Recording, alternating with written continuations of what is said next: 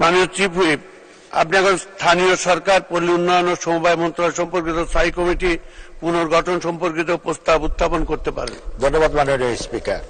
মাননীয় সংসদ নেতা সদরের অনুমতির ক্রমে তার পক্ষে আমি নুরে আলম চৌধুরী, বাংলাদেশ জাতীয় সংসদের চিফ হুইপ, প্রস্তাব করছি যে গণপ্রজাতন্ত্রী বাংলাদেশের সংবিধানের ৭৬ অনুচ্ছেদ অনুযায়ী জাতীয় সংসদের কার্যপ্রণালী বিধির ২৪৬ বিধি অনুসারে ২৪৭ ও ২৪৮ বিধিতে বর্ণিত কমিটি নিয়োগ, কমিটি গঠন ও কমিটির দায়িত্ব পালনের জন্য নিম্নে উল্লেখিত মাননীয় সংসদ সদস্যগণের সমন্বয়ে দ্বাদশ বাংলাদেশ জাতীয় সংসদে স্থানীয় সরকার, পল্লী উন্নয়ন ও সমবায় মন্ত্রণালয় সম্পর্কিত স্থায়ী কমিটি পুনর্গঠন করা হোক।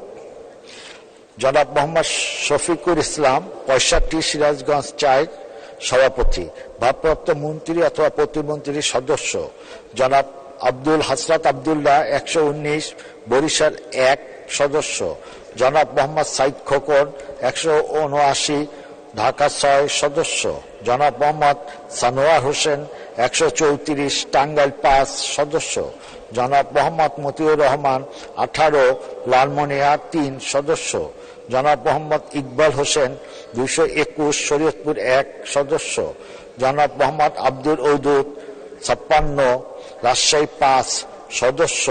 জনাব মোহাম্মদ আলী, ২৭৩, নোয়াখালী ৬, সদস্য। ফরিদা খানম, ৩৪২, মহিলা আসন ৪২, সদস্য। ধন্যবাদ স্পিকার।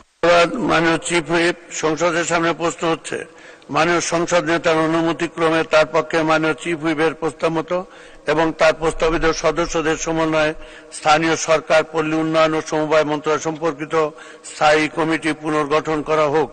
যারা এই প্রস্তাবের পক্ষে আছেন তারা হা বলুন, যারা এই প্রস্তাবের বিপক্ষে আছেন তারা না বলুন। হা জয় যুক্ত হয়েছে, হা জয় যুক্ত হয়েছে, হা জয় যুক্ত হয়েছে। অতএব প্রস্তাবটি সংসদের সর্বসম্মতিক্রমে গৃহীত হল এবং স্থানীয় সরকার, পল্লী উন্নয়ন ও সমবায় মন্ত্রণালয় সম্পর্কিত স্থায়ী কমিটি পুনর্গঠিত হল।